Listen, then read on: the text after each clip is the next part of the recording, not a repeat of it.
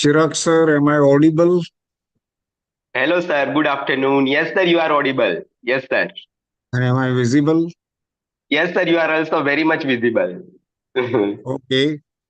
Uh, they will join with us. The students will join with us within Okay. 5-7 minutes. Okay, sir. We, Sure, sir. We we, can wait for. Yes, sir. we wait for 5 minutes.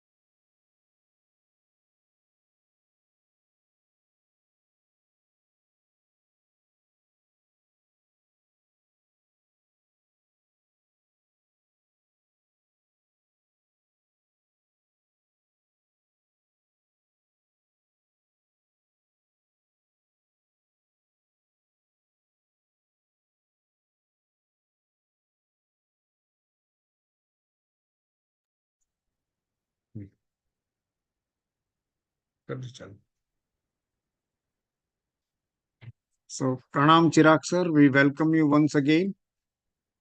And last time when you came, the two students sitting with me said that you had come with 88 slides and you covered 44 slides, 41 or 44 slides. So we have invited you for the next 40 slides or so. So students will join with us. It was a very fine lecture. I enjoyed it. I closely followed it and immensely liked it. So we thank you for that. And once again, I hand over to you and you may start now. Okay. Pranam to Dave, sir. Yes, sir. Yes. Thank you so much, sir, for your kind words. My pranam to Dave, sir, Parul ma'am, and all the teachers of the department. And good afternoon to all the dear aspirants. I hope that I am clearly audible and visible. Am I audible? Yes, you are audible and visible. Okay, okay. So, first of all, I would like to say that this is a really a great initiative of the Department of English for the aspirants who want to qualify NET and GSET exam. Because now you know that NET exam has become very important because it has become mandatory to appear for the PhD program, right? So without delay, let us start. I think there are 12 students have already joined, and some might be attending from YouTube, I think. Fine. So last time we discussed about verbal reasoning and non-verbal reasoning, right? And within that topic, we discussed so many subtopics like number series, alphabet series, puzzle, blood relations, and so many topics. Now, today we are going to discuss about logical reasoning, or rather, we said logical deduction, right? And we will also try to understand what is the difference between logic and reasoning. So, please give me 1 minute to share my slide. I will just take 1 minute.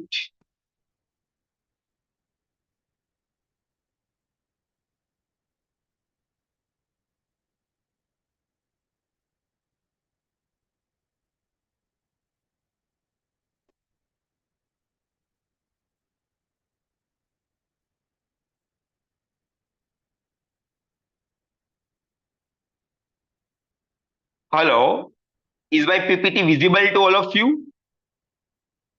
No. Is it visible? No, sir. No, sir. Then wait. Something is wrong. Just give me 1 minute, one more. Hmm. Actually, what I have done is I am sharing my screen, entire screen. So will that do? I think share the screen. There are so many options are available. For example, document, web URL, sharing the screen, right? Yes, sir. Start now. Okay. Is my screen visible now? No, sir. Then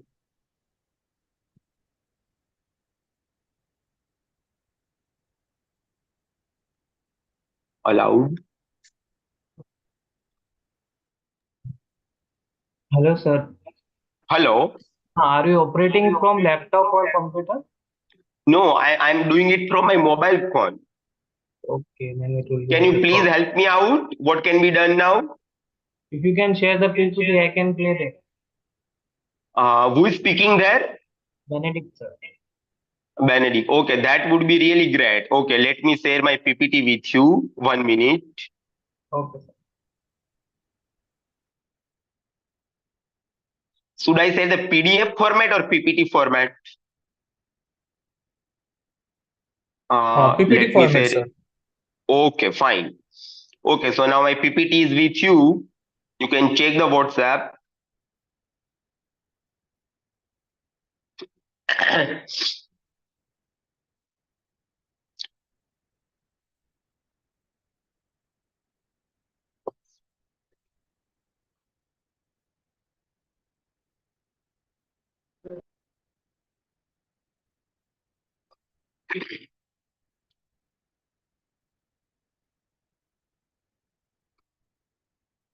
Yes, I hope that now PPT is visible. Yes, sir. Benedict is sharing the PPT. Okay. So the topic for my today's presentation is logical deduction, right? So let us try to understand first of all what is the meaning of logic and how logic and reasoning both are different. Go to the next slide. Okay. So the word logic is derived from the Greek noun logos. It means thought. So logic is it means thought. But here we have to keep one thing in mind that whatever the thought which is reflected through language, so that whenever we are solving the questions of logic, we just have to keep in mind the statements which are given in the paper. We don't have to validate through the external reality. We don't have to rely on the factual details, right? So logic means the science of thought as expressed in the language, right? So whatever thought that is expressed through language, we have to believe in that. We don't have to check the reality. We don't have to check that whether this statement is correct or not. For example, last time, if you remember, we were solving some questions, and there was a question like the people having the blood group AB, they are the universal donor, right? So here we have to check the reality. We have to check the factual details, medical science and everything. But here, whenever we are solving the logic, at that time, we only have to rely upon the language, right? This means that the questions on logic are to be solved as per the information given without any concern of the formal validity of the truth of the statements. So we don't have to check that whether the statements given are true or not. Conclusions should follow directly from the statements given in the examination, right? Whatever the statements are given to you, so you have to try to take the conclusion based on the statements which are provided to you.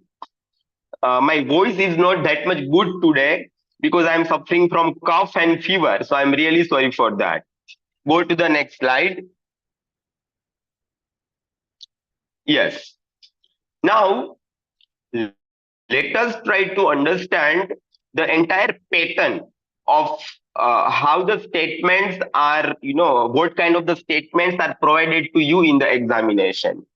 In logic, any categorical statement is termed as the proposition. Okay, so in the what we can say, in the subject of logic, any statement that is provided to you, that is called proposition. The standard form of proposition is quantifier plus subject plus copula plus predicate. So this is the formula how the statement or how the proposition is made. What is quantifier? There are some words are given in the beginning of the statement, like all, no, some. All these words are called quantifiers because they they reflect the quantity of the noun or the quantity of the person or the things. All and no, these are the universal quantifiers, while some is the particular quantifier. While subject means about which something is said.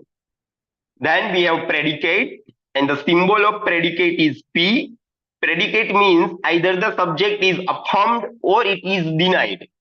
So whether it is affirmative, whether the subject is affirmative or it is negative, right? And copula means the relationship between the subject and predicate. So that is what we can say the linking verb also, right? The verb, subject verb agreement. This is the usually the pattern of the proposition. Please go to the previous slide once again. Yes, please look at it once again. The pattern of the proposition: quantifier plus subject plus copula plus predicate. Right? And if you have any questions, right away you can drop the questions in the comment box. Yes, go to the next slide. So let us see some examples. Example number 1. All men are animals. Now here you can see that we don't, this sentence does not have anything, we don't have any factual information. It does not provide any kind of the factual information. All men are animals. So here in this sentence, all is a quantifier, men is a subject, are is a copula, and animals is a predicate. Right? And what type of quantifier is it? Can you tell me? What type of quantifier is it? I'm waiting for your answer in the chat box. There are 2 types of quantifiers. Please go to the previous slide once again. Yes, let us see here. See, all and no. These are the universal quantifiers.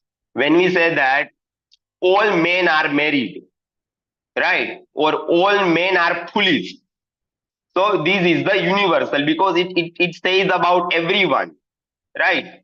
And no means nobody on this earth. So these are the universal quantifiers. And when we are talking about some, it means particular quantifier, means we are talking about at least the half of the class, not about everyone, but at least the sum. So when there is a quantifier sum, it is called particular quantifier and universal quantifier. So there are the two types of quantifiers. Go to the next slide now.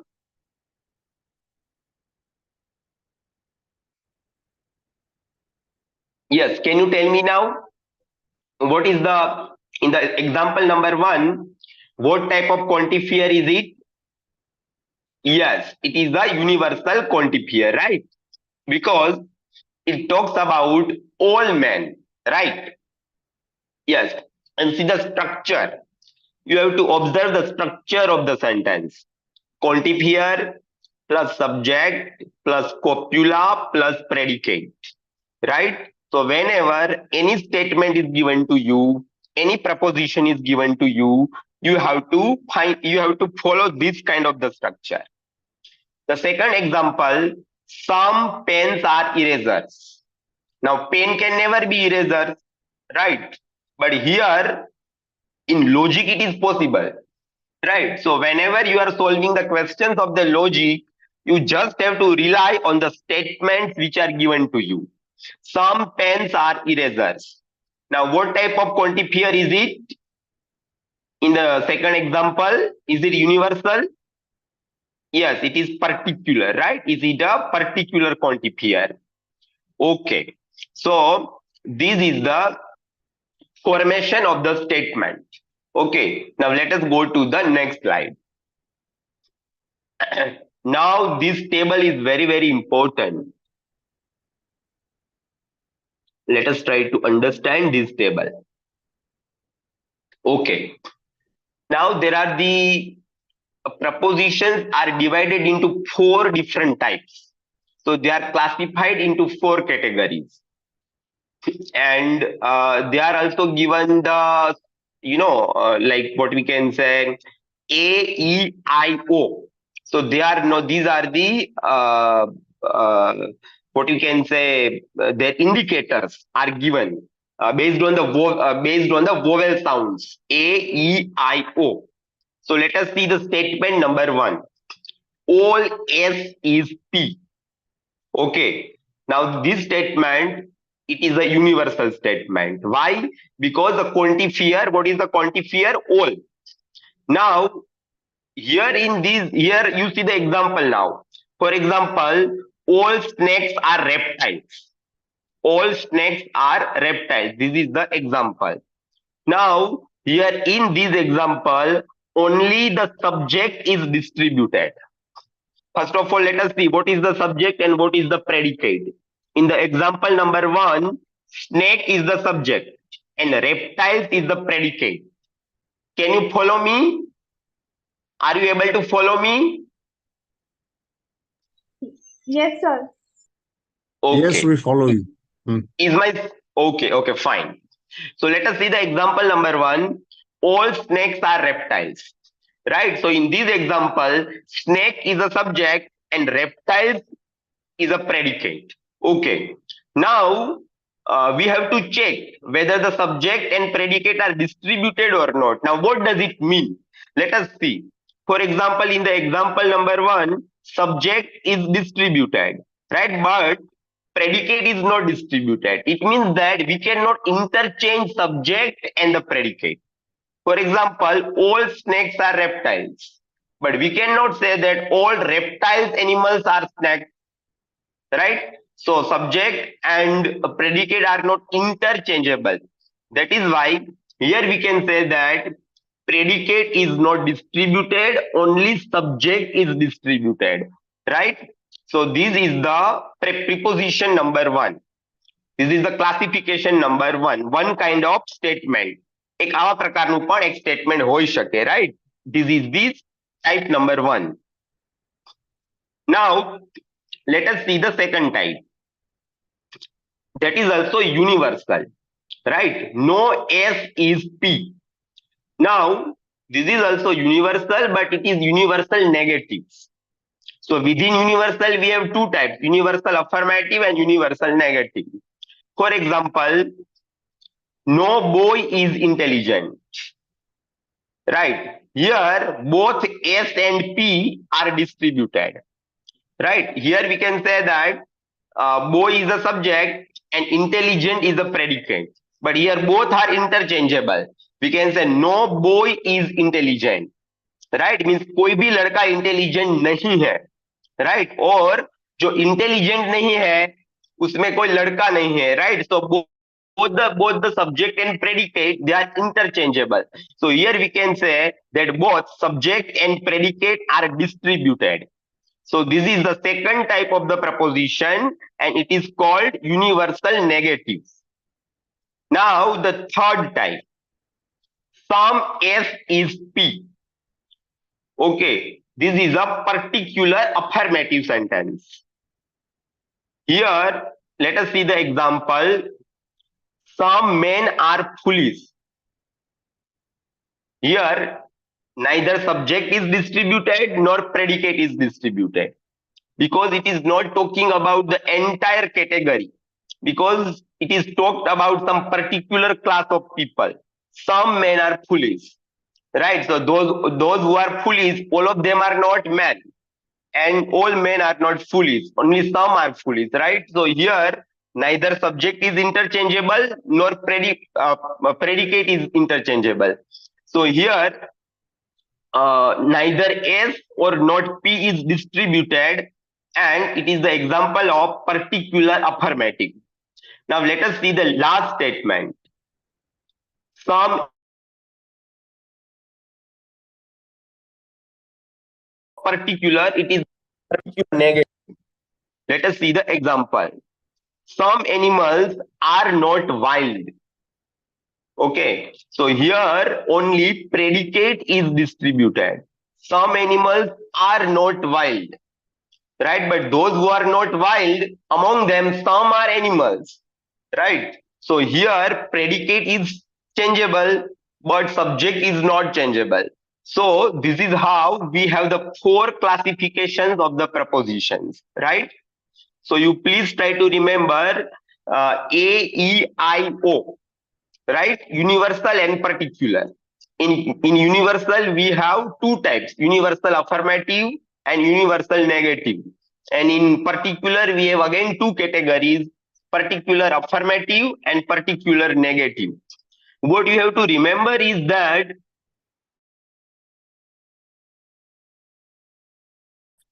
for example, in state number 1, subject is distributed. In the second type, subject and predicate both are distributed. Then neither subject nor predicate is distributed, and in the last statement only predicate is distributed, right? So these classifications you have to remember, and based on these you will be able to solve the questions. So if you have any doubt, you can raise the questions regarding this table, particular table. Do you have any questions regarding this table? Because I have put examples also. So based on the examples, I hope that you will be able to understand. Okay, then let us go to the next slide.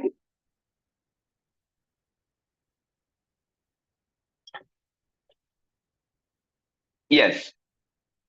Now, the phenomenon of deriving a conclusion from the single proposition or maybe the multiple propositions, it is known as the logical deduction. There is a terminology called logical deduction. It means that some arguments or some propositions are given to you, some statement is given to you, sometimes one statement is given or sometimes multiple statements are given, and based on that you have to derive the conclusion, right? And it is called logical deduction. The given proposition are also referred to as the premises, and the propositions are also known as the premises. Premise 1, premise 2, there can be more than one premises also. Okay, so go to the next one. Yes, now now there are different techniques, and it is called syllogism. It is introduced by Aristotle, and so how to derive the conclusion based on the premises. And there are the different techniques that we will discuss in the upcoming slides. Now, before that, there are the three terms that we need to understand: major term, minor term, and the middle term. What is major term? Major term means predicate of the conclusion. A predicate of, now you are aware about subject, predicate. Okay. So the predicate of the conclusion is known as the major term. Subject of the conclusion is known as the minor term. And the term which is the common in both the premises, premise number 1 and the premise number 2, there is a common term, and that is known as the middle term. Okay, you can go through it once again. Major term, minor term, and middle term. Major term is about the predicate of the conclusion. Minor term is about the subject of the conclusion. And the middle term means there is a common term in the premise number 1 and the premise number 2. Right, that is known as the middle term. Let us see now whether you are able to identify it or not. Go to the next slide. Yes, here there is a premise and conclusion. Can you tell me the answer now? All dogs are animals. All tigers are dogs. Two premises are given and one conclusion. All tigers are animals. Can you tell me the major term, minor term, and the middle term? What is the major term here? Major term. Nobody is answering. Major term means predicate of the conclusion. Predicate of the conclusion. Can you answer now? Benedict says dog. Vidhi says animal. Drashti says animals. Major term means the predicate of the conclusion. See, check the conclusion. What is the predicate? Yes, animals is the correct answer. Right. Animals is the correct answer. Yes, right. Yes. Can you tell me the minor term? What is the minor term now?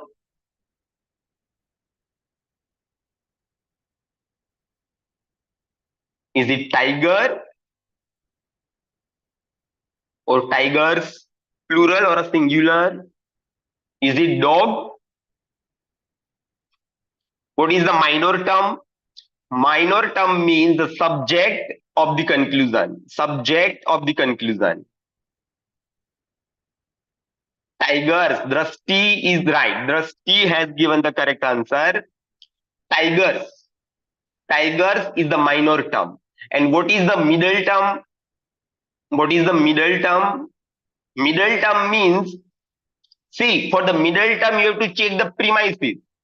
Premise number 1 and premise number 2. Is there any common words in the premise number 1 and premise number 2? What is the common word? That is known as the middle term. Are, no. Are is a verb. Are is a linking verb. So that we cannot take.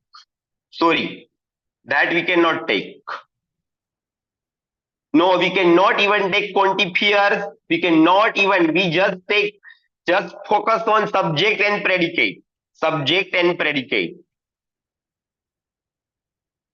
Dogs is the common word, right? Yes, dogs is the common word.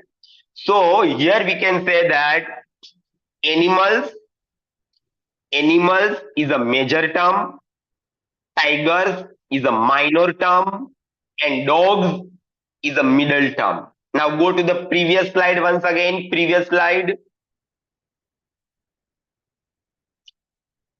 Yes, once again, you please try to remember major term, minor term, and middle term. See, for major and minor, you have to go to the conclusion. And to check the middle term, you have to check the premise. Right? And you don't have to focus on linking verb or the quantifiers. But you only have to focus on predicate and subject. So it is that much clear. Major term, minor term, and middle term. Because it is very important to understand all this theory. If you will understand the theory, then you will be able to answer quickly. Okay, go to the next slide now.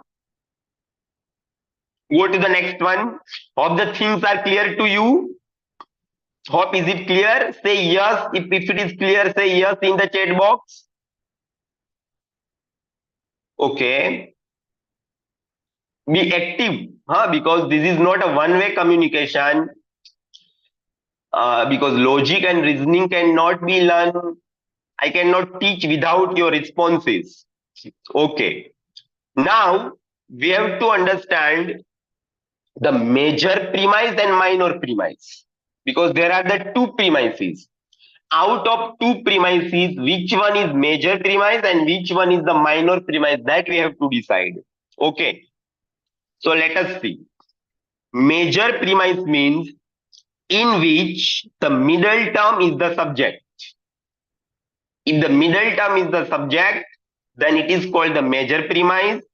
And minor premise means in which the middle term is the predicate. Right. So first of all, let us see the premise number 1. All dogs are animals.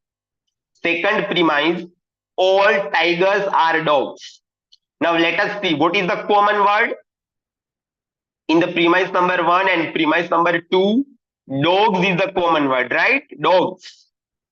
Now, in the sentence number 1, dogs is a subject or a predicate? Can you tell me? Dogs is a subject or a predicate?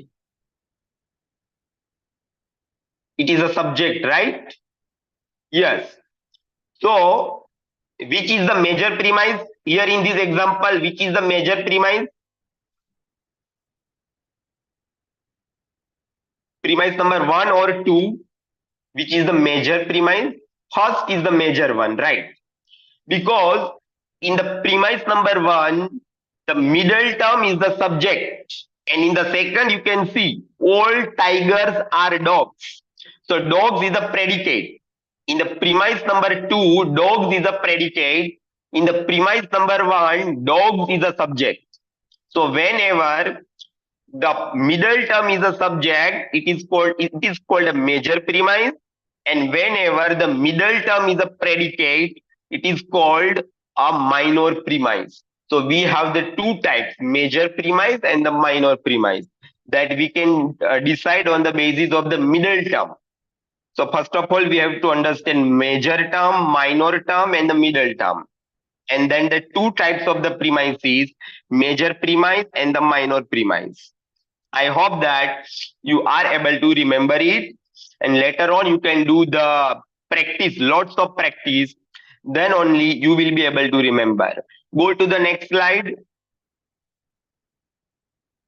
Okay, now there are the different rules for deriving the conclusions. So we will see one by one. Why the PPT is not, one word is missing or what? Okay, no issue. The rule number 1 for deriving the conclusion. The middle term should be distributed at least once in the premises. Otherwise, the conclusion cannot follow. Now you know what is, you have to remember that table. The subject is distributed, or whether the predicate is distributed, or neither of them is distributed. The table that we have seen, 4 types of premises, four types of classification that we discussed in the table. So if the middle term should be distributed at least once in the premises. Otherwise, the conclusion cannot follow. So let us see the statements. All fans are watches. Some watches are black. Now, what is the middle term here? Can you tell me what is the middle term here? All fans are watches. Statement number 1. What is the middle term? Middle term means common word. Common word in the premise number 1 and premise number 2. Yes, watches is a middle term. Now, is it distributed or not? Let us see the example number 1. It is the universal affirmative. It is the universal affirmative. So, in the universal affirmative, only the subject is distributed. Predicate is not distributed. Remember that. So, here we cannot say that all watches are fans. Can we say that? All watches are fans? We cannot say, right? Now, let us take the second example. Some watches are black. Some, this is the particular affirmative. Particular affirmative. Is the middle term distributed here? Is the middle term distributed? I think it would be better if you go through the table one more time. Should you go through the table? What do you think? Or do you remember it? Please be responsive.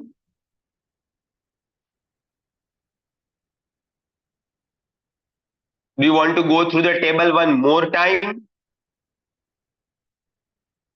Because in logic and here it is not, you have to understand it. Just speaking from my side will not be enough. Okay, please go through, Benedict, please go through that previous slide, the table classification of, yes, let us see. You please go through that, or you can note down. You can quickly note down in your paper. Universal affirmative, only subject is distributed.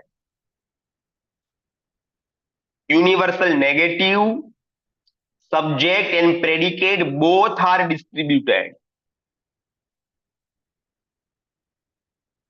Particular affirmative, neither subject nor predicate is distributed. And particular negative, only predicate is distributed. So you have to note down that on the piece of paper. So every time you don't have to check it all the time. We don't have to go to the previous slides. So you please note down that, and then we can solve the questions. Can we go to the next slides now? Okay, go to that question, please.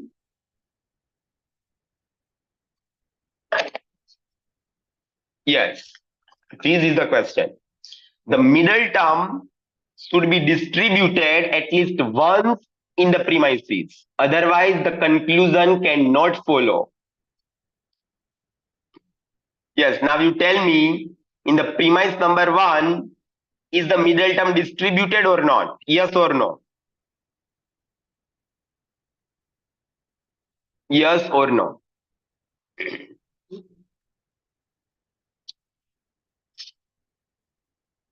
The statement number 1, it is the universal affirmative statement, right?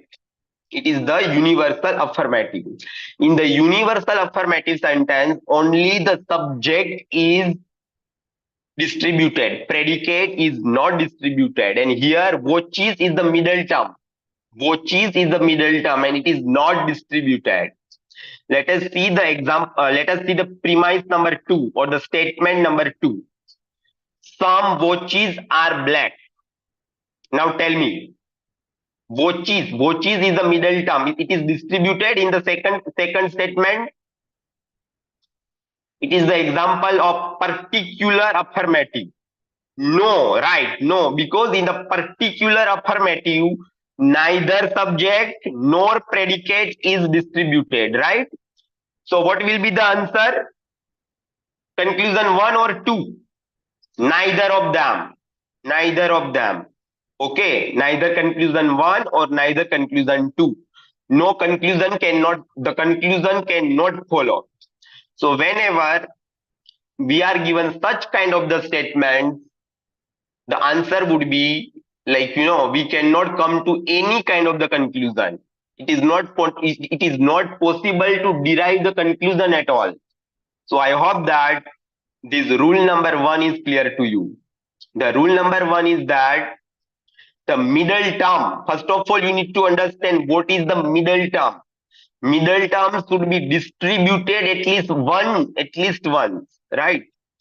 Okay, go to the next slide. Go to the next one. Yes. No conclusion follows if both the premises are particular. Now, this is very easy. Some books are pens, some pens are erasers. Here, statement number 1, it is also the particular statement. The statement number 2, it is also a particular statement. So the statement number 2 and statement number 1 and 2, if both are particular, then it is not possible to derive the conclusion, right? So here, we cannot come to the definite conclusion, okay? Because both the premises are particular. It starts with the sum, quantifier sum. Okay, I hope it makes clarity to you. Is there any question from rule number 2? Are you able to follow me? Go to the next slide. No conclusion follows if both the premises are negative. Right? Let us see the statements. Statement number 1, no flower is mango.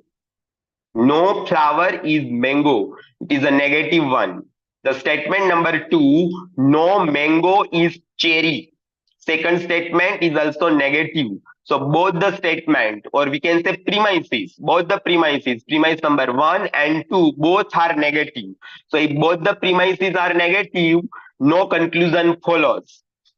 So here it is not possible to derive the conclusion at all.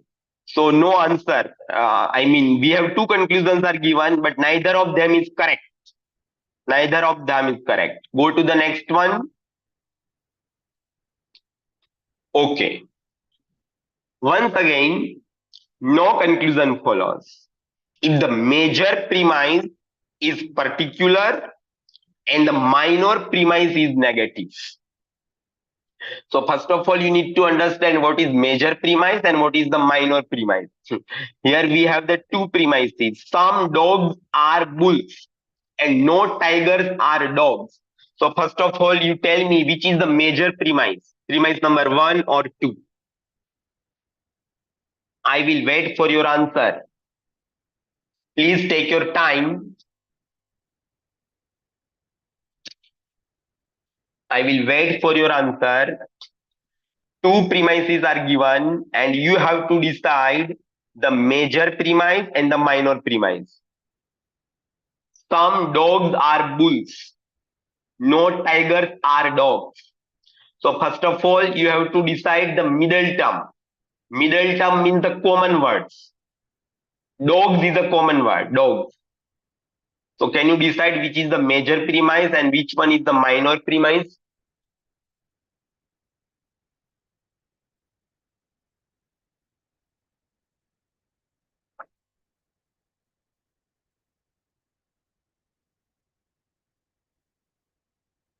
Somebody says first is the major one, Khushi. Please, can you unmute yourself and explain? Can you explain it? Because the middle term is the subject and dog is the subject in the first statement. So it thinks that first one is the major premise. That is correct answer, right? Because dogs is the middle term, right? Dogs is the middle term. And in the premise number one, it is the subject. It is the subject of the statement. And that is why statement number one, it is the major premise. And the second one is the minor premise. Now, what is the rule? If the major premise is the particular and the minor premise is the negative, then we cannot come to the conclusion. Conclusion is not possible, right? Yes, Drashti says dogs is the middle term and the major one is the first. Correct, correct, very nice. Yes, so I hope the things are clear to you, right? So here you can see that major premise is particular, right?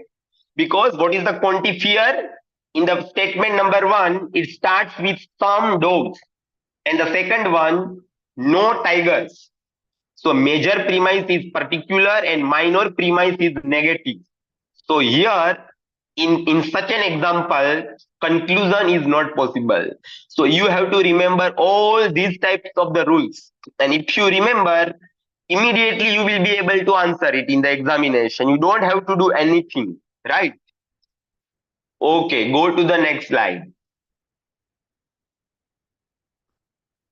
If the middle term is distributed twice, the conclusion cannot be universal. Now this is the new rule. If the middle term is distributed twice, the conclusion cannot be universal. So let us check it. First of all, let us check it. What is the middle term? Can you tell me what is the middle term? Hence is the middle term, right? Hence is the middle term. Now let us check it in the sentence number one. All fans are chairs. Is it distributed? In the statement number one, is the middle term distributed? It is universal affirmative. It is universal affirmative. So, is the middle term distributed or not? In the statement number one, yes, it is distributed. Because here, middle term is the subject. Middle term is the subject, right? And in the universal affirmative, subject is distributed. All fans are chairs. So we can say all chairs are fans. It is interchangeable. It is interchangeable, right? Now let us see the second example. No tables are fans. No tables are fans. So it is universal negative. It is universal negative. Is it distributed? In the second example, is the middle term distributed?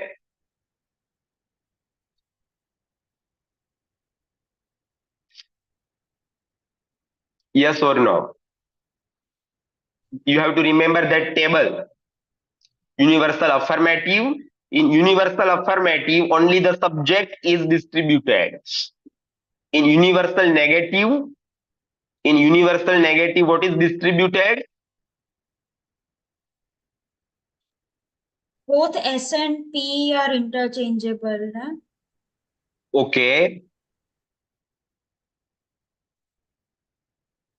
Right. Right. Both subject and predicate are interchangeable. Right. So what is the rule? If the middle term is distributed twice, here the middle term is distributed twice, the conclusion cannot be universal. So we have two conclusions. No tables are chairs, some tables are chairs. So what will be the answer? Conclusion one or conclusion two? Conclusion one or conclusion two? Second conclusion is correct, right? Second conclusion is correct.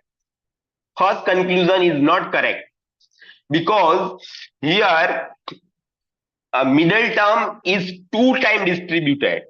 In statement number one also it is distributed. In the second statement also it is distributed. So here conclusion cannot be universal. Conclusion must be particular. So conclusion one is not correct, but conclusion number two is correct. Right. Okay, fine.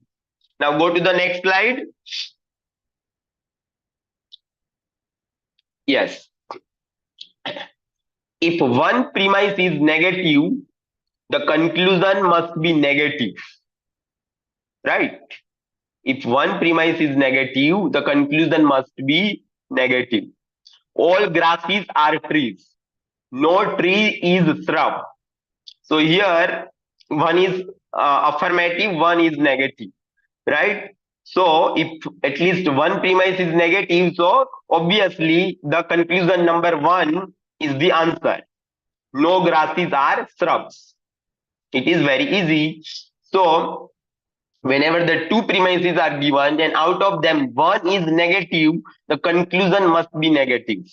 Go to the next one. If one premise is particular, the conclusion must be particular. Statement number one. Some boys are thieves. So here, the premise number one, it is a particular affirmative.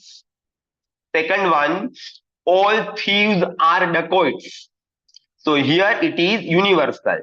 So out of the two premises, one premise is particular. So conclusion also must be particular, right? So we have two conclusions. Some boys are dacoits and all dacoits are boys.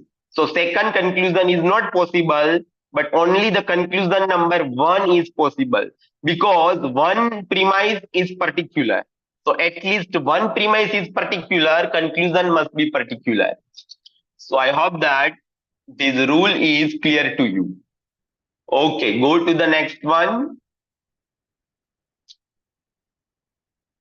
If both the premises are affirmative, the conclusion must be affirmative. Right? All women are mothers. So the statement number one, it is universal affirmative. All mothers are sisters. Second premise is also affirmative, universal affirmative. So premise number one and premise number two, both are universal and both are affirmative. So if both the premises are affirmative, the conclusion must be affirmative. All women are sisters and some women are not sisters. Right? We have two conclusions. So conclusion one is affirmative and conclusion two is negative. So here second conclusion is not possible, but only the conclusion number one is possible because premise number one and premise number two both are affirmative. I hope this is clear to you. Is there any doubt? If you have any doubt, we can take your queries.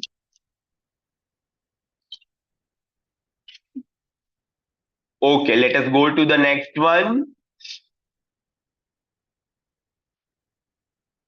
Just 1 minute.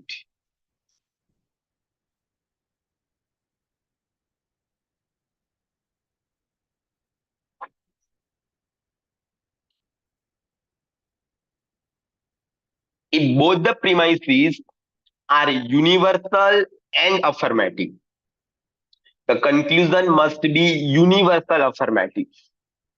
Right? If both the premises are affirmative and at the same time they are universal, then the conclusion must be universal affirmative.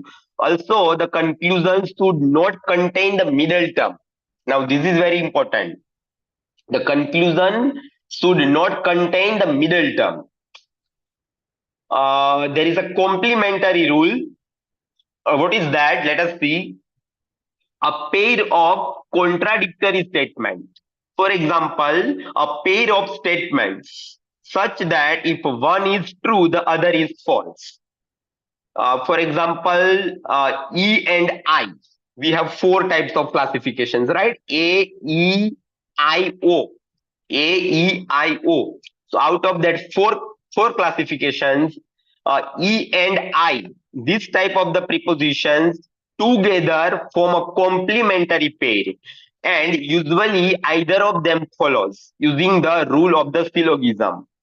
So in that case, either one follows or two follows, right? Let us see the example, then it will be clear to you. Yes. See, here we have two premises. All men are boys. This is the universal, and at the same time, it is affirmative. All boys are students. This is also universal, and at the same time, it is affirmative. Right? So we have the two premises. Both the premises are universal and both the premises are affirmative. Now let us try to understand it through the syllogism, Venn diagram. Venn diagram. For example, let us see the smaller circle. Smaller circle represents men. Okay, smaller circle represents men. Now, all men are boys. So the second circle represents boys.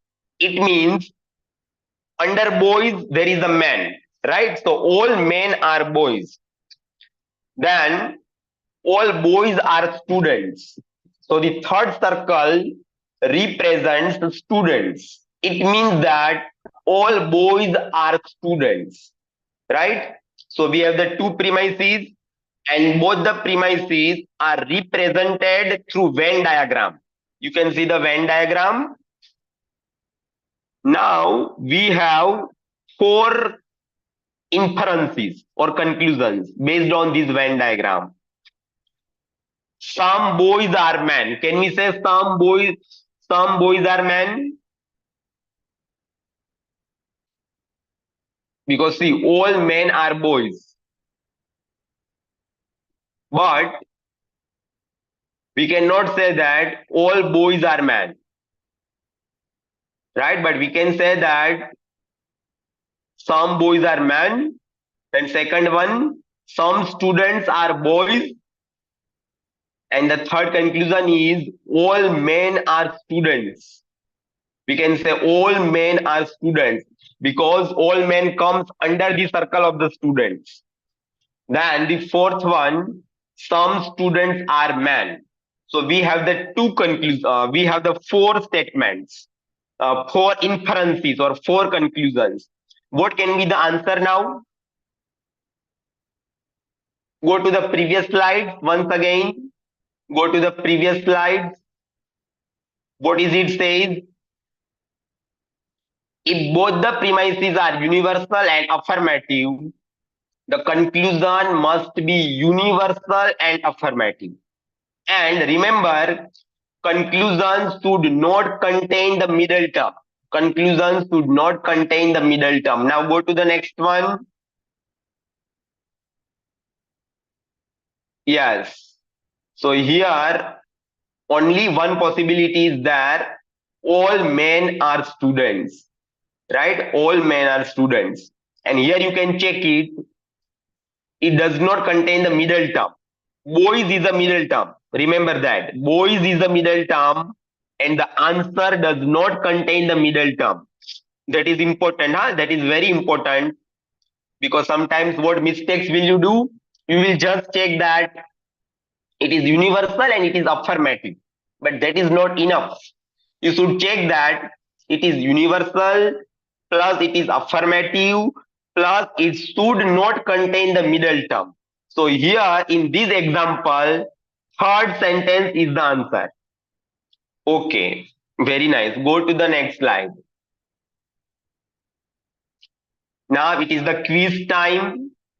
Chalo, quiz time. So you have the question and you have 5 answers are given. A, B, C, D, E. So take your time, read it properly. Remember all the rules that we have discussed and give me the answer along with the reason. Not only answer along with the reason. Take your time, take your time. We have 2 premises. All water is divine, universal, affirmative. All temples are divine. 2 premises and 2 conclusions. All water is temple. All temples are water. and we have the 5 answers. Only the conclusion 1 follows, only the conclusion 2 follows, either conclusion 1 or conclusion 2 follows, neither conclusion 1 nor conclusion 2 follows, or both the conclusion 1 and 2 follow. We have the 5 answers. Tell me along with the reason, along with the reason.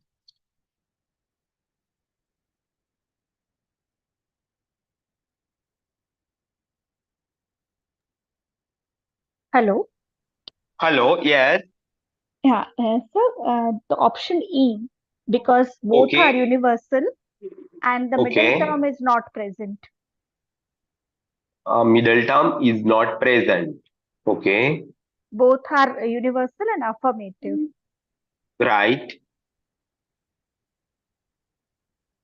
Okay, okay. So let us go to the next slide and let us check the answer.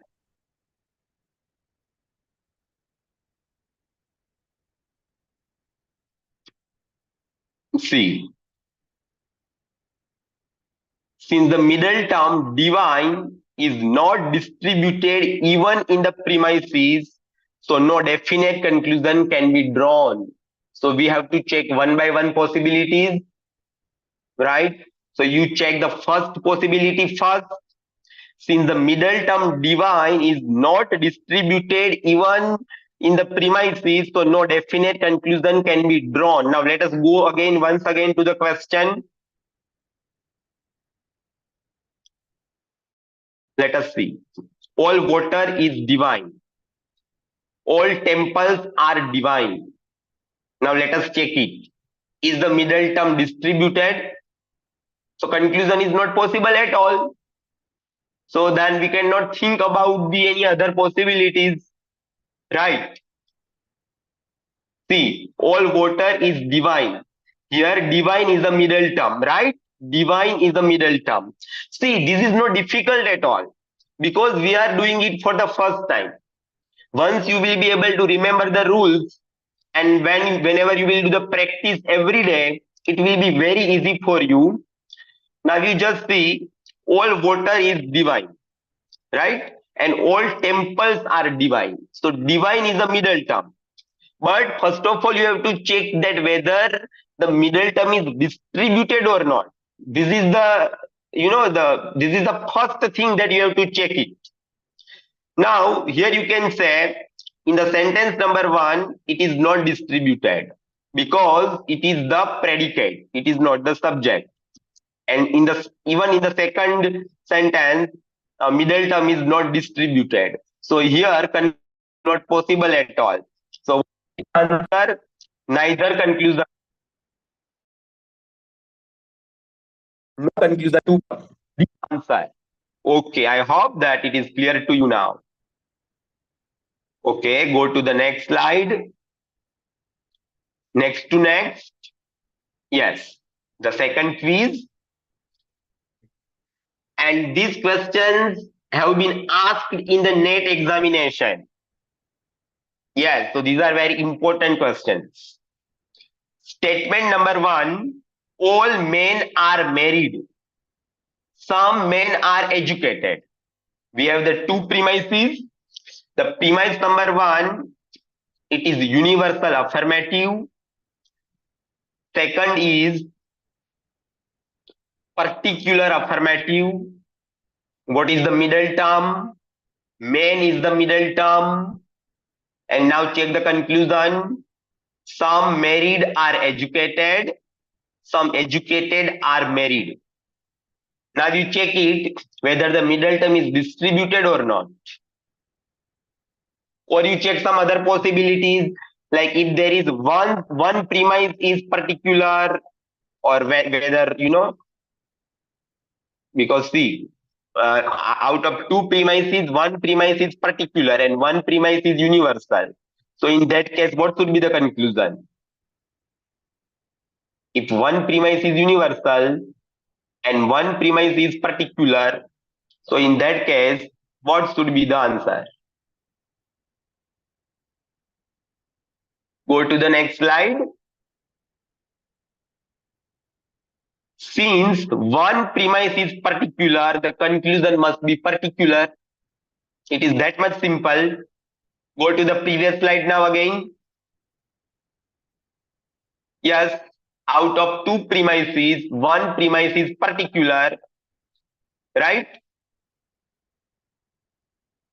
So what will be the answer now? Now can you tell me what will be the answer? Because both the conclusion are particular.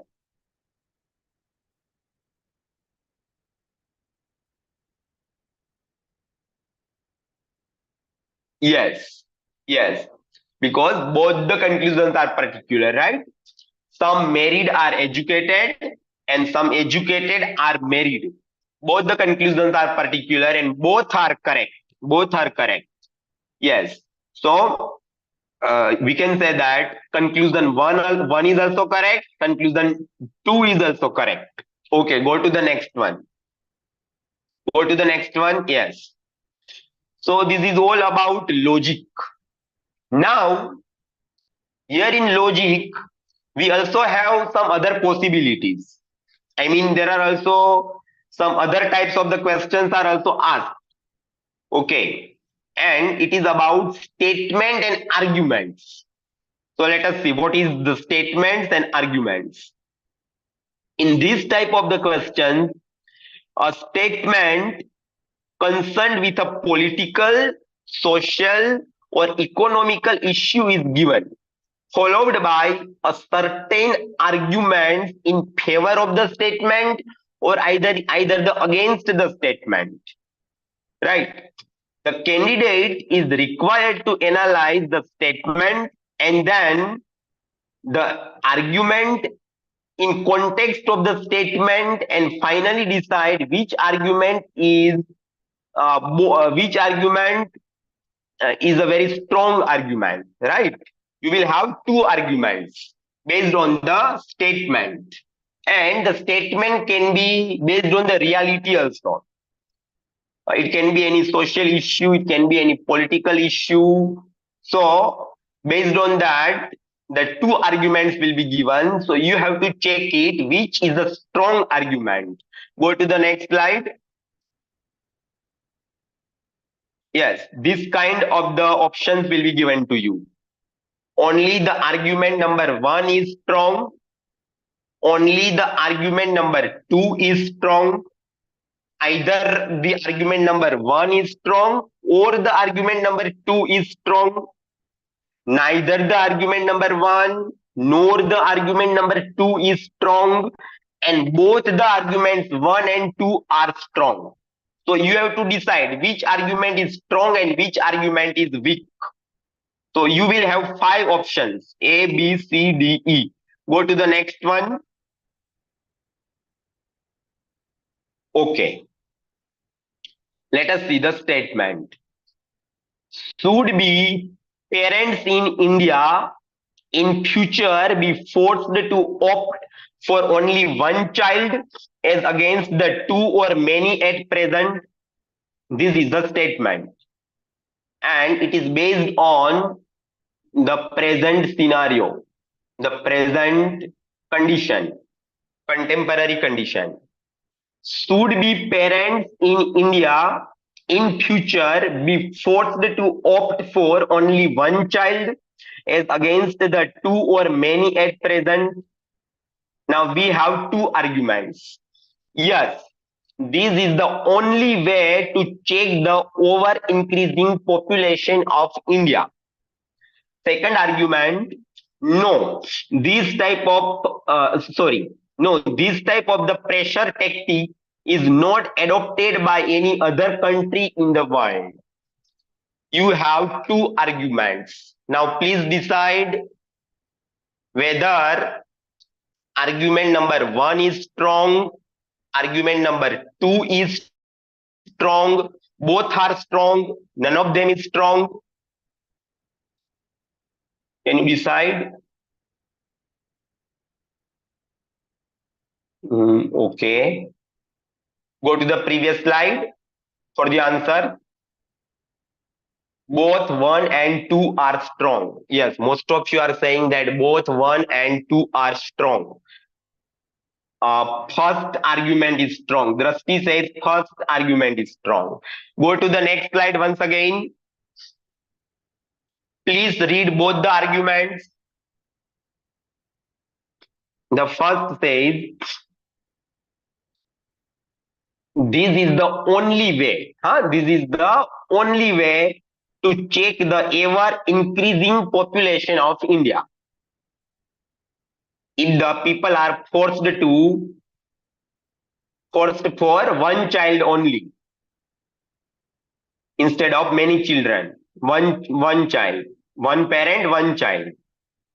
And the second argument is that no, this type of pressure tactic is not adopted by any other country in the world. Let us see the explanation. Go to the next slide. Solution is given here.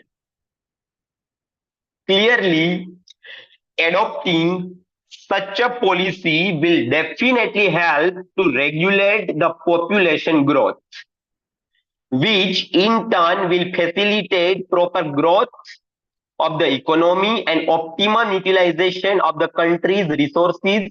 So argument number 1 is strong.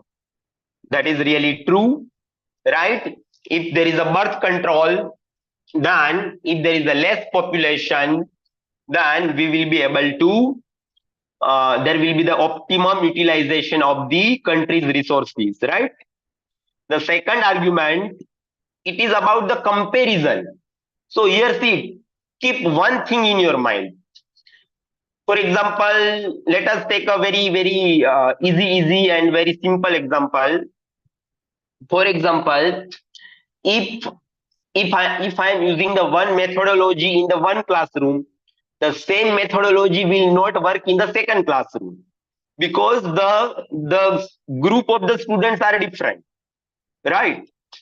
Maybe in the one classroom the students are able to understand through the direct method, or maybe in the another classroom I have to use the grammar translation method because the students are not able to understand throughout the English, so they need bilingual explanation, right? So the comparison will never work. Whatever is working in the other country, the same thing will not work in our country, right? So comparison with what other countries have done is not a strong criteria for taking a decision on the issue. So argument number 2 is not a strong argument. So what is the answer? A is the answer. Only the argument number 1 is strong. I hope it is clear to all of you.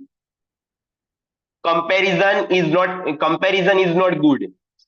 We can never compare our country with the other country. That should not be the criterion. As far as the logic and reasoning is concerned, comparison will never work.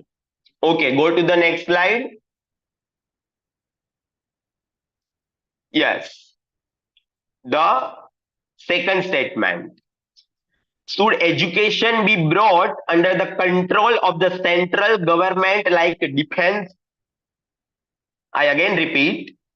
Should education be brought under the control of the central government like defense? This is the statement, and 2 arguments are given. No. Argument number 1.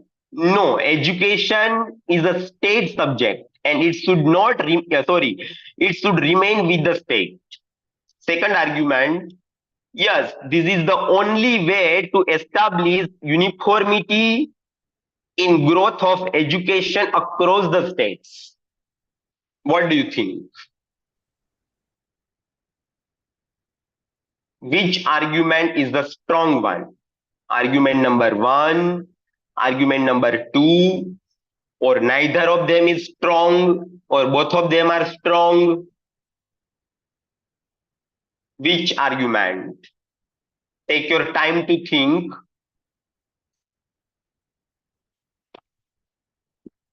By the time I will take water.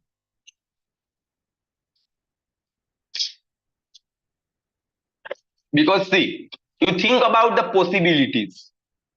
For example, see, if the education policy will be the control of the central government, so it is better than, it is, it is split among the states. Because see, what happens that each state has, different socio-cultural backgrounds, the level of the people, level of the students, and everything is different. So if there is if it is controlled by, from the one side, then it will not be that much effective even. So it is better that it is divided among the different states. So obviously the state argument number one is obviously very strong argument. Now think about the second one. Yes, this is the only way to establish uniformity in growth of education across the states. It is about uniformity. Now you can take the example of NEP 2020. In NEP 2020, we have the uniformity, we have the common syllabus, we have the common, common structure and everything. But it does not mean that it is controlled by the by the central government. Though there are some freedom are given to the state government, some freedom are given to the universities, right? For the observations. So let us go to the next slide to understand the explanation. Clearly, the benefits of education can reach out better to the masses if looked after by the governing bodies at the state level, rather than if it is looked after by the single body at the center. Right? Because the single body cannot look after properly to the different states. So it is better that there are the different bodies, different governing bodies at the different states. Besides, uniformity in education can be achieved by constant monitoring and prescribing a common curriculum and assessment policy. So only the argument number one is strong. Okay, so here again the answer is A. Only the argument number A is strong, because even for uniformity we don't there is not any requirement of the central government. There is no need to take it is not necessary that the central government should take the hold of everything. There can be the uniformity, there can be the common syllabi, common framework and everything, and still it is possible that it is looked after by the state government. So here the argument number two, it is not a strong argument, but it is a weak argument. Go to the next one. Yes, the third one.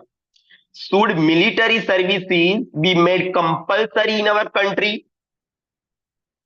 Okay, now it is time to solve. It is now this time. You have to give the answer along with the explanation now. Along with the explanation.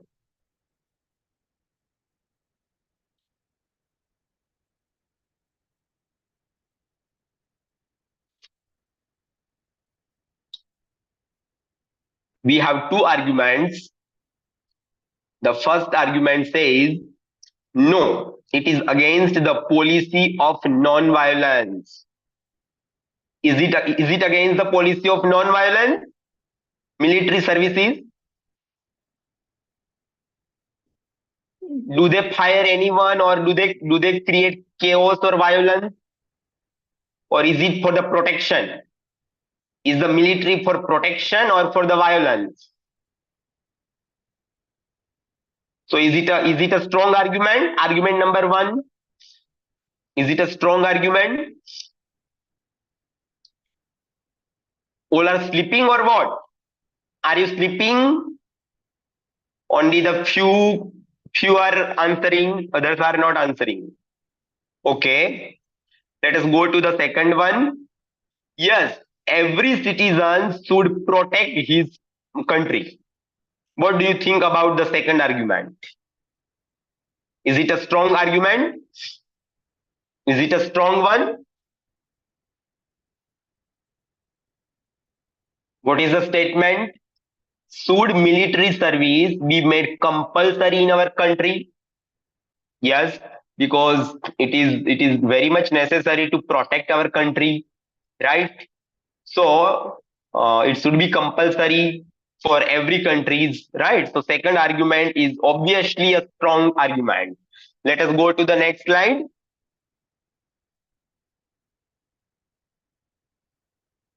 This is the solution. Clearly, military service is not meant to create violence, but to defend against violence. Since every citizen must have a share in the service towards the country, so argument number 2 is a strong argument. And what is the answer? B is the answer. Only the argument number 2 is strong. Okay, B is the answer. Okay, now go to the next slide. Yes. Now, this is a very important one. And this was asked in the NET examination. This question was asked in the NET exam.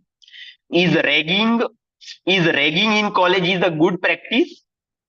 What is the statement? Is ragging a is ragging in college is a good practice? And we have two arguments. Yes, a sensible ragging helps the college boys to step into manhood and teaches them to take trifles in a good humor. Second argument, no, the tortures inflicted in the name of the ragging and the humiliation suffered by young boys and girls often go beyond limits. You please think about it. I will take a 1 minute break, please. By the time you please think about it.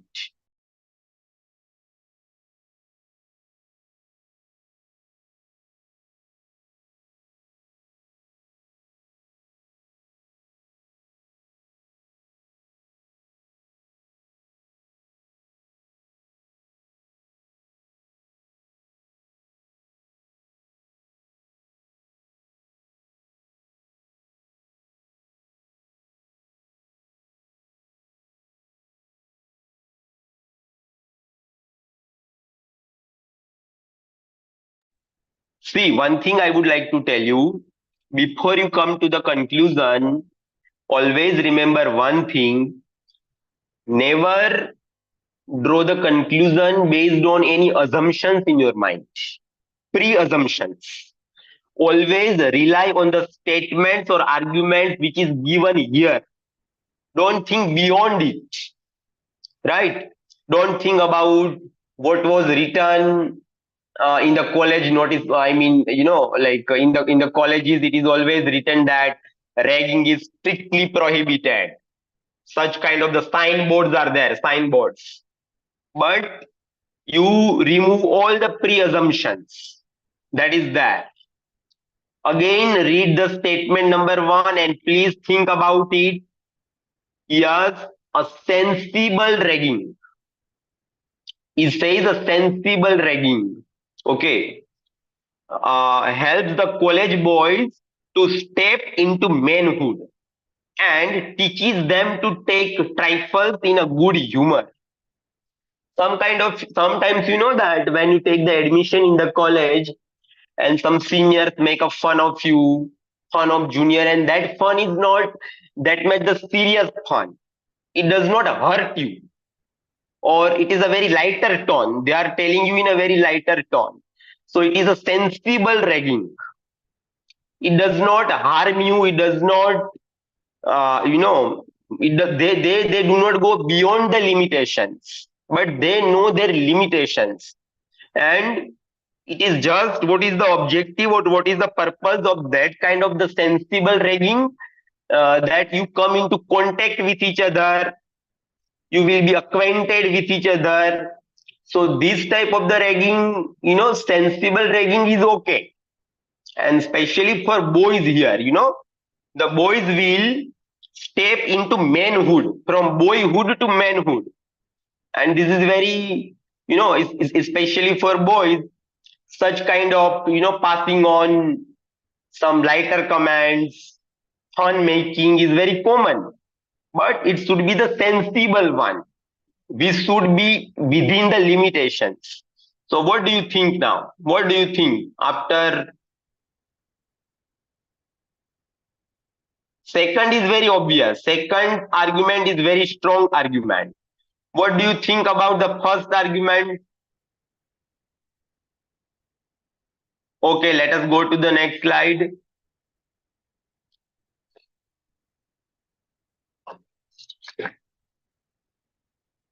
Yes, this is the explanation. Sensible ragging makes a student broad-minded and well acquainted with each other. So argument number one is also a strong argument. That is why I told you that never come to the conclusion based on any pre-assumption, because all of you have the pre-assumption that ragging is strictly prohibited, right? So now you are not even able to think about the sensible ragging. So you please think about the sensible ragging. It means that in sensible ragging, what is the objective? What is the purpose? It is just about the fun making, just a little fun and humor is created, and then because of that you are able to make the friendship, right? But you are not torturing anybody. It is not about the mental torturing or a physical torturing. Then such kind of ragging, sensible ragging is okay. So here the argument number one, it is also a strong argument. Then the second argument, however, sometimes these young boys and girls are tortured and humiliated too much in the name of the ragging, which makes it unhealthy practice. So here we can say that argument number two is also a strong argument. So here answer is both the arguments are strong. Is there any doubt?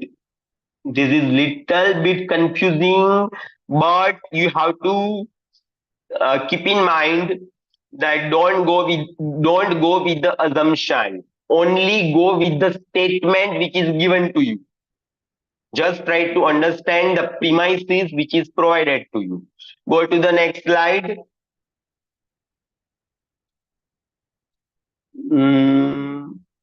Here directly solution. Go to the previous one. Yes, I think question is not there. Go to the next one, please. Yes, it is this is the question. Should all the foreign banks be asked to close down their operations in India? We have two arguments. Argument number one, no, this will have an adverse effect on Indian economy. This will have adverse effect on Indian economy. Second argument says, yes, this is the only way to make the Indian banks survive and prosper. What do you think?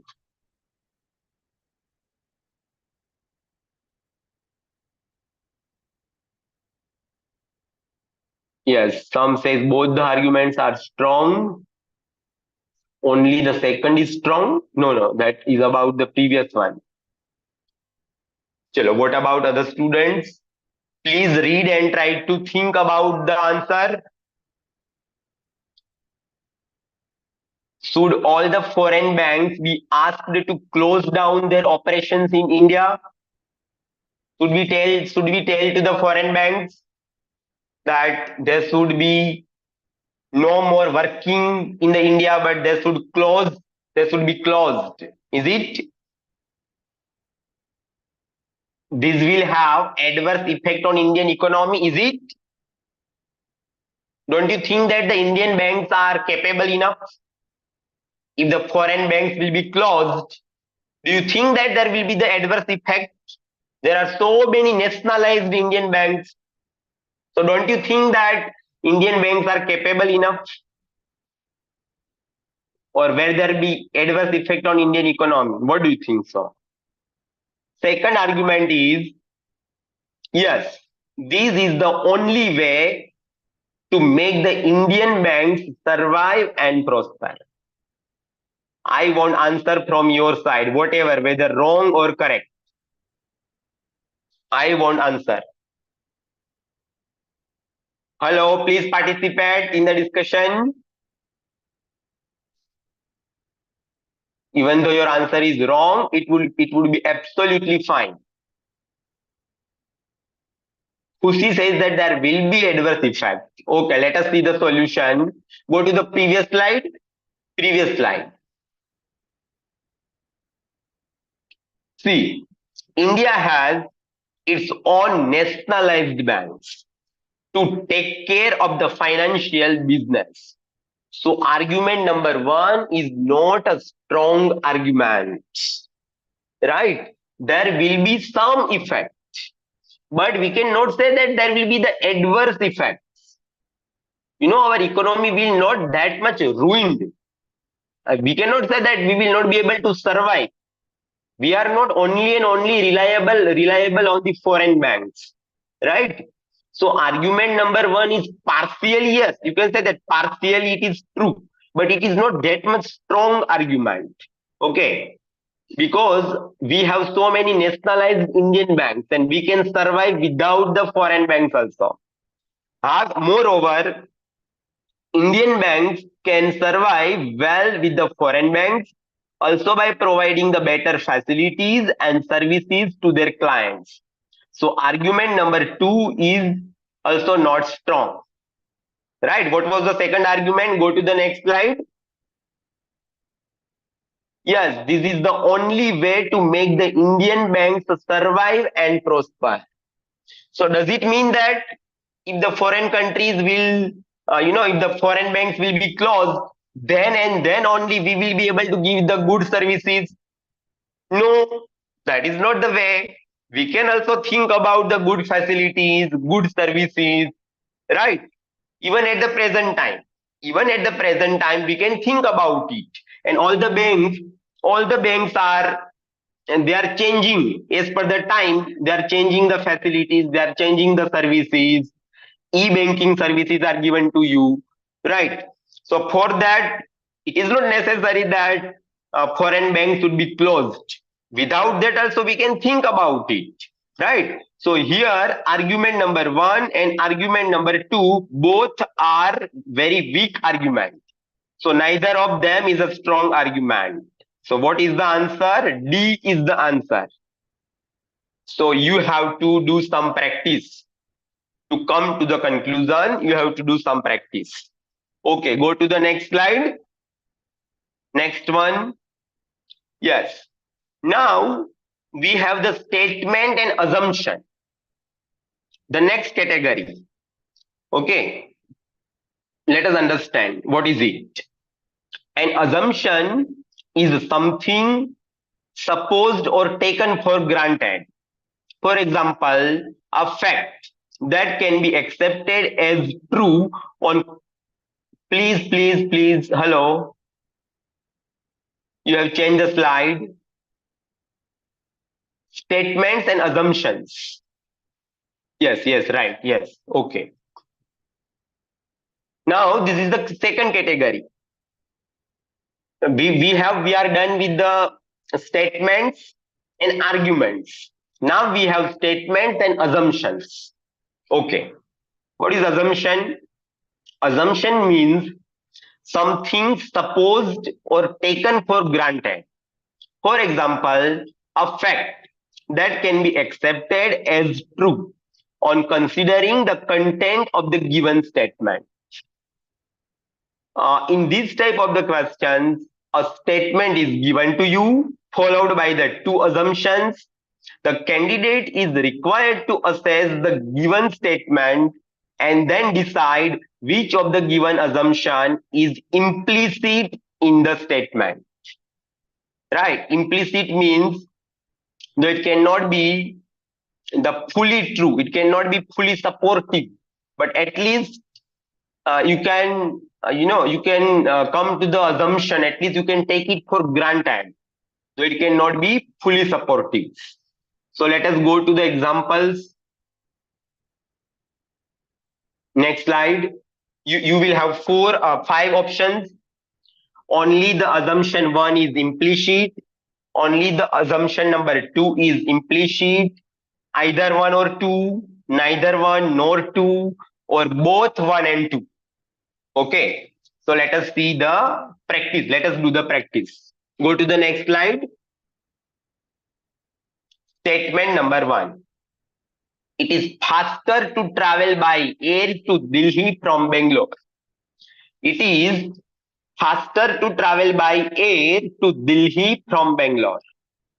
This is the statement. Now we have two assumptions.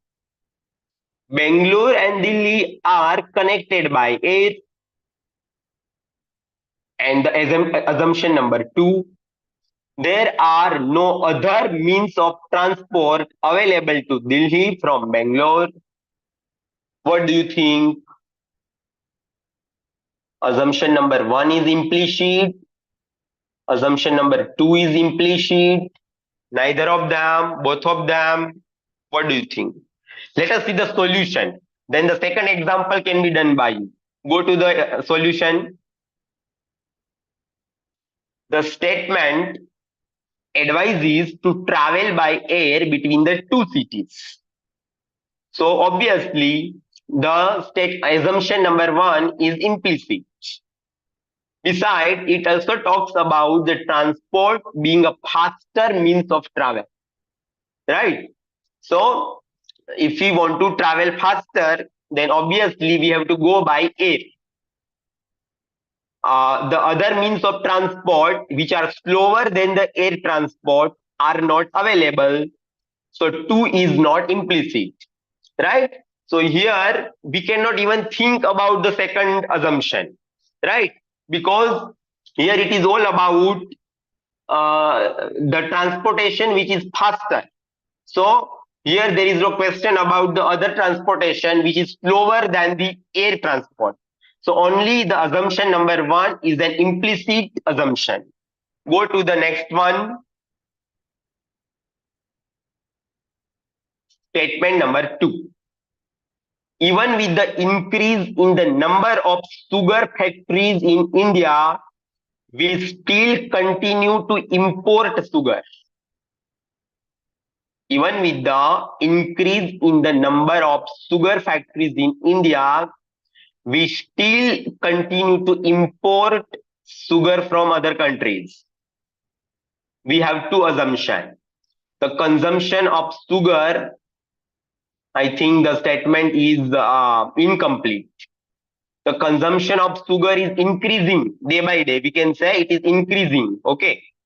And the second statement, many of the factories are not in a position to produce the sugar to their fullest capacity.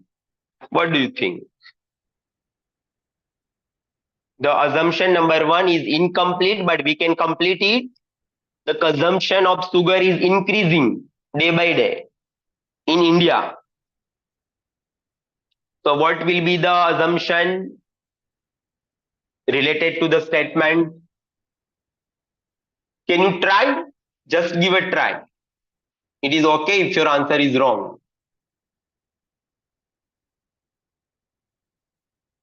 Second is implicit.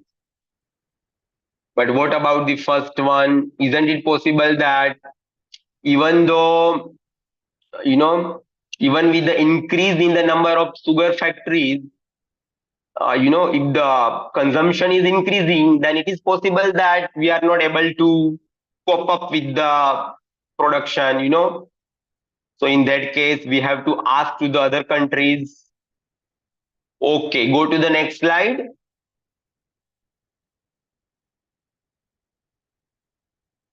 Clearly, the need to import sugar could be either due to the increase in the consumption or the inefficiency of the factories to produce the more number of sugar. as per the capacity, fullest capacity. So here the assumption number 1 is also implicit, it is also applicable, and the assumption number 2, it is also applicable. Both are implicit. Okay, go to the next one. Now the third category, statement and the course of action. We have last 10 to 15 minutes only, okay?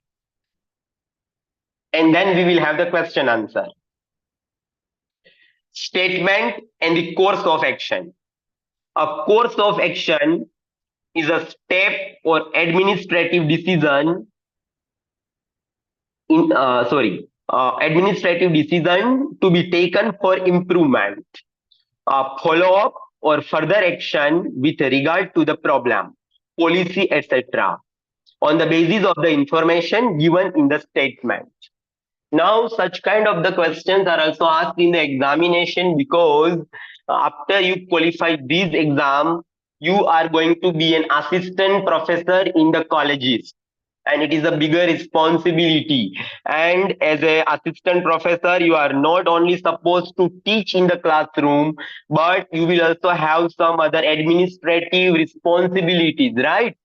So you must be able to take the good decision, proper decision. So here the one statement will be given and it will be about the administrative decision or maybe about the follow-up. So let us see. The candidate is required to grasp the statement, analyze the problem or the policy, and then decide the what course of action can be logically taken.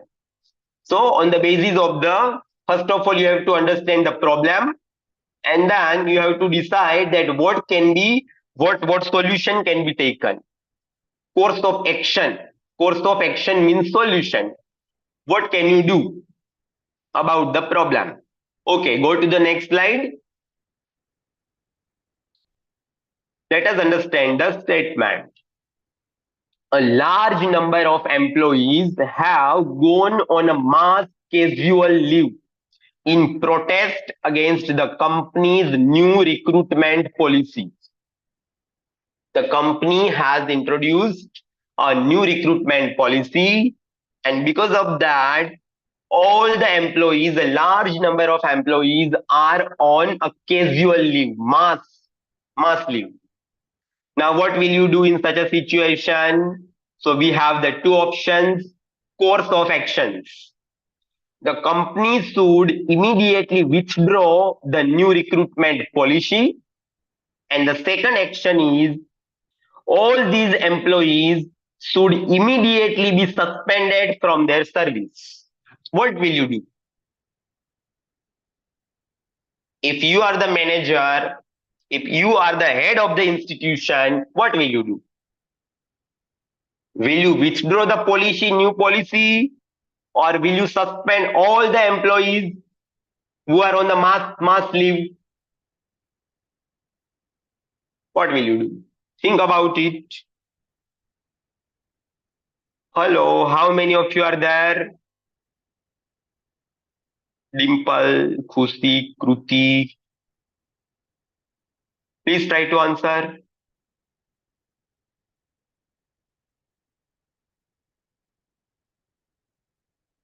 Both are implicit.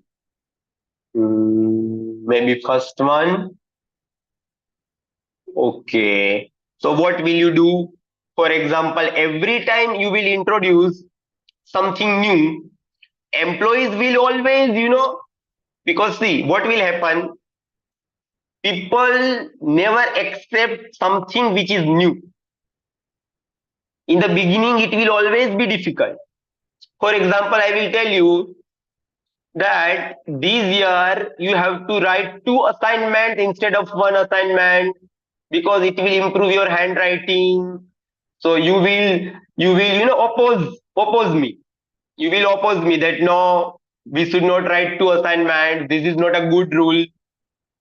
So something, whenever there is a new policy, there will always be an opposition. So how many times you will withdraw the policy?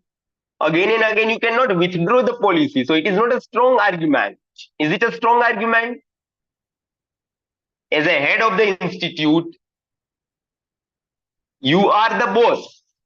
So you should not do what the employees will tell you. You are the boss. You have to decide the policy. Employees will every time they will oppose. Every time they will oppose. So what do you think? Is the argument number one strong or a weak argument? What do you think? Hello?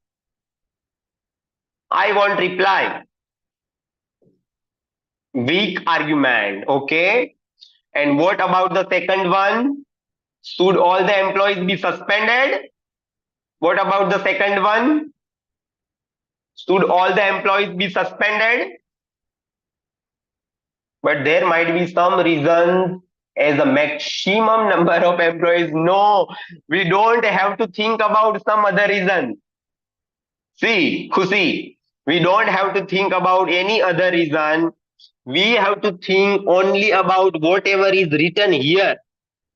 We only have to rely upon the statement which is provided. You don't think about any other possibilities, right? Pre-assumption is not allowed here in the logic and reasoning. Pre-assumption is not allowed. Okay, so let us go to the next slide.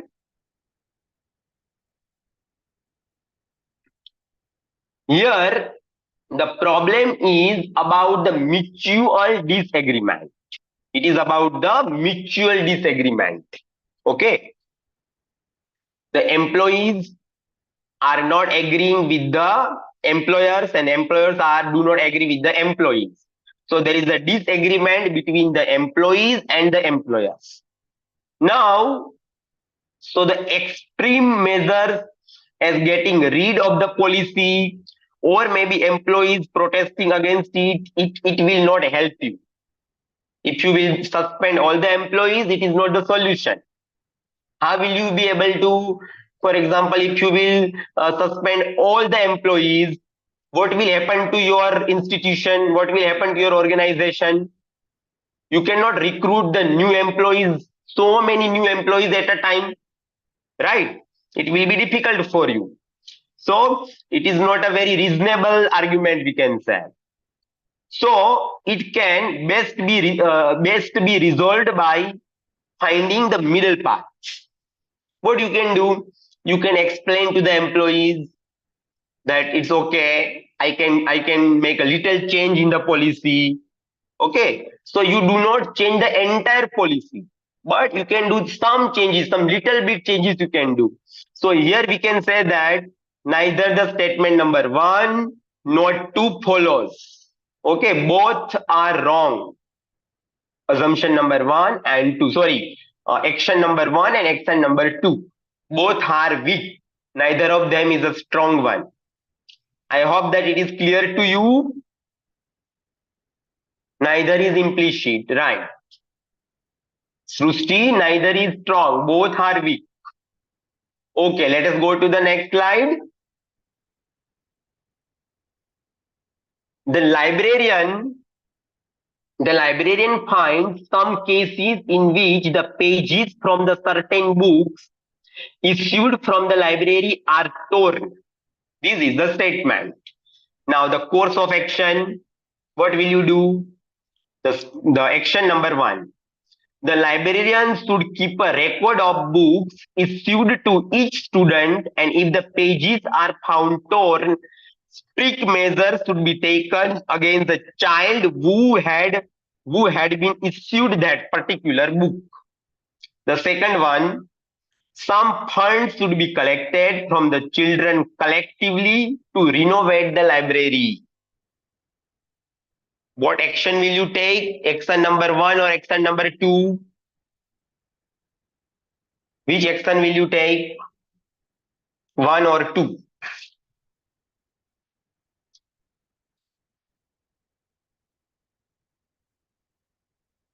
Someone has borrowed the book from the library, and the librarian has found that when that student has written the book, some pages were torn. So in such a case, as a librarian, what should you do? Should you collect the money from everybody? Should you collect the money from everyone? No, right? Yes. Go to the solution, please.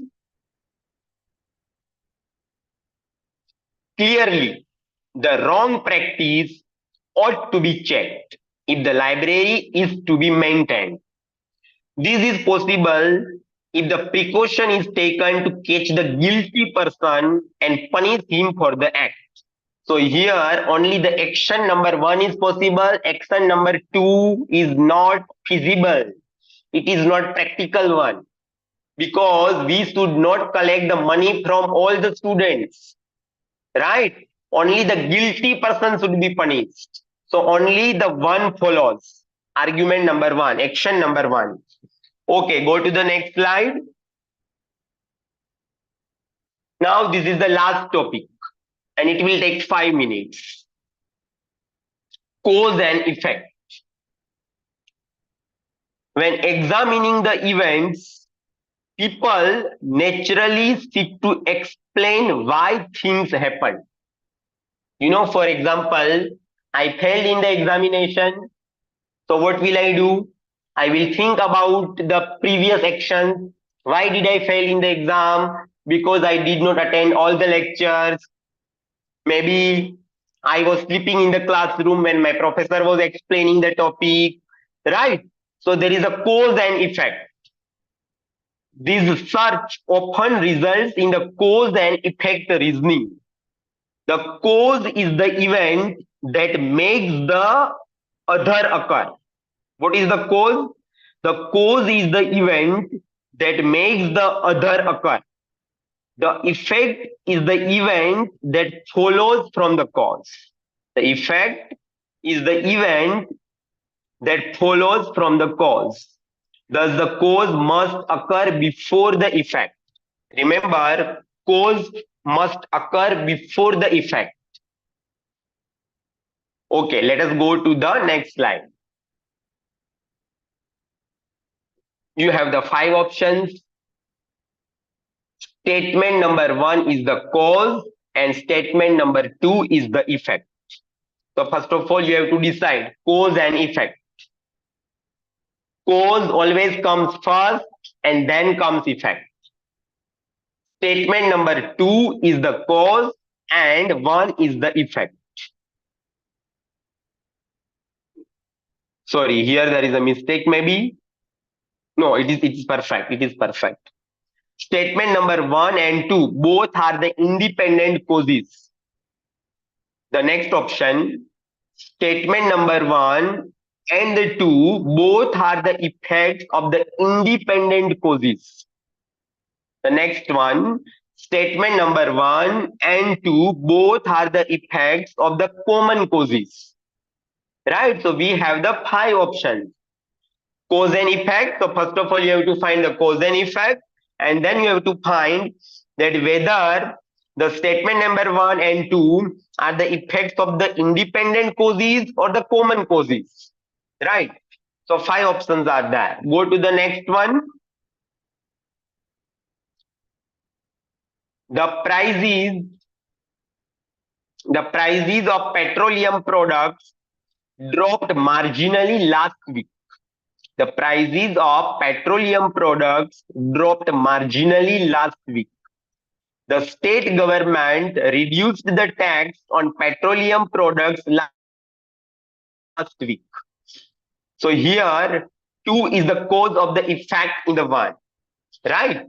The statement number 2 is the cause and the statement number 1 is the effect.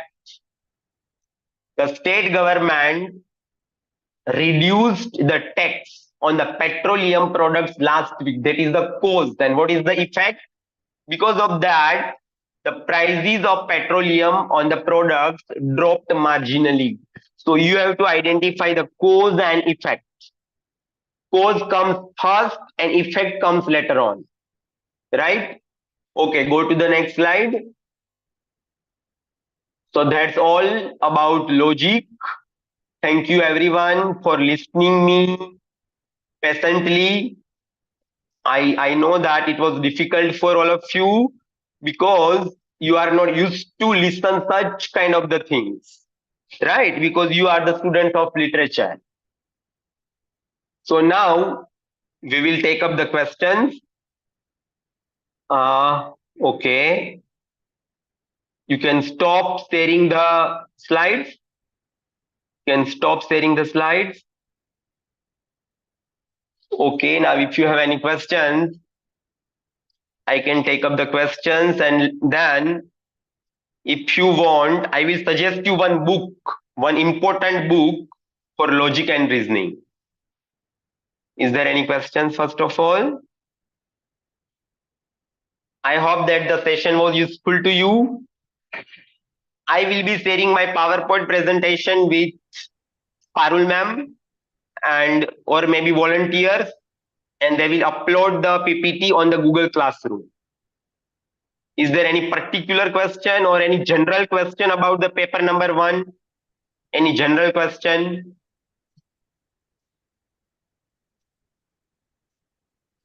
Chirag bhai, Yes, sir. Yes, sir. you have done very well, no doubt about it. But your lecture should have been in the morning. Last Yes, time when sir. you That is engaged, it was true. in the morning. Sir, even my lunch After is lunch, pending. I have not taken my lunch. I haven't taken my lunch yet. oh, but students must have taken their lunch. So they uh, they are little Sir, sleepy I or want to whatever it suggest is. one book. This is the book you can see. It is a very bulkiest one. Let me read the title. A modern approach to verbal and non-verbal reasoning by Dr. R.S. Agarwal. And it is a 600 pages long book, a very bulkiest one. You can see that. And if you want, this book is particularly for logic and reasoning. If you want to, those who are preparing, even those who are preparing for GPSC and UPSC level, they must purchase this book. It is highly useful to you. It is by R.S. Agrawal. And what is the cost of the book? The cost of the book is, it is maybe 800 rupees. 800 rupees. And there might be some discount on Flipkart. A modern approach to verbal and non-verbal reasoning. Okay, thank you, sir, and thank you all the students. Well, on behalf of the students, on my personal behalf, and on behalf of the department, I thank you. And let's hope that something like this occurs again and we can listen to you. Thank you very much, sir. Sure, sir. Sure, sir. Thank you so much, sir. Thank you. Okay, okay. Bye bye. Bye bye.